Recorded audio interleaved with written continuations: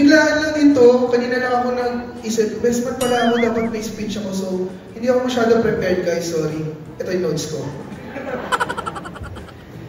TJ Artiliaga. Ang lupit mo. Ang lupit, actually, ang lupit ni TJ tsaka ni Rachel. Saan mo nang palakpakan para sa kanila?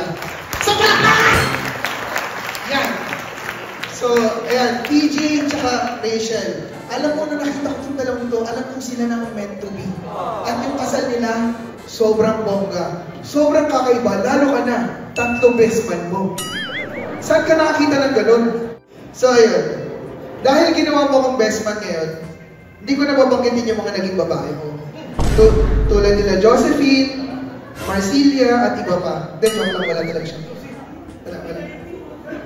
Mother ba yun? Sorry. Wala po siya babae, wala. DJ babae, loyal, mapagmahal. Pero ito,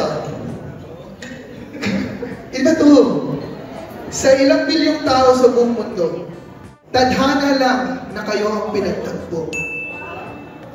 At itong ngiti ni DJ, nakikita ko, sa'yo lang siya sasaya at makukumpleto ng ganito. Taray, so palakpakan naman dyan, guys! Yan. August 22, 2018, isang espesyal na araw para sa dalawang mag-sweetheart na to. At lahat yan ay nangyari ng biglaan. Sino yung client? Client si TJ ni Rachel.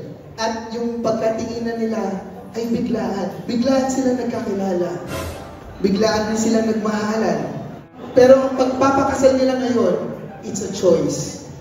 Asan yung punchline? Teka lang. And that is the best choice that you guys ever made. Wala namang reaction sa mga tao. Paano naman bakit ang sinabi ko? Man, ginawa mo akong best man. Actually, best man. Okay. Pero gusto ko lang sabihin sa'yo. Nanginginig ako eh. Ang gusto ko lang sabihin sa'yo, ginawa mo akong best man ngayon. Pero hindi ko lang gusto maging best man mo ngayong araw. Dahil para sa akin, best man mo ako araw-araw. Okay naman, okay yan guys, okay na. Okay, konti na, patapos na tayo dito. Ayan. Si TJ kasi guys, I'm sure marami sa inyo may kilala na sa pagkatao ni TJ. TJ ay very masayahin. Si TJ ay mapagmahal, tsaka alam mo seryoso yung tao. Ito yung tao na kahit anong problema ang pagdaanan mo, alam kong lalabanan mo to hanggang sa malutas mo siya. Si TJ yung tao hindi siya sumusuko eh. Kaya nga idol ko to eh. Idol kita eh, pre.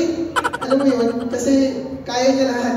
At kahit alam mo minsan may pinagdadaanan na si TJ, kaya niya pa rin maging nandyan para sa'yo. Ganon siya kabuting kaibigan. Hindi ka niya tatalikuran, tsaka anytime na kailangan mo, andyan agad siya. Kahit busy siya, kahit may gagawin siya, gagawa siya ng oras para sa akin. Kaya ganito guys, yung mga tipo ng kaibigan, yung best friend ko, na talagang, kinikip, kinetreasure.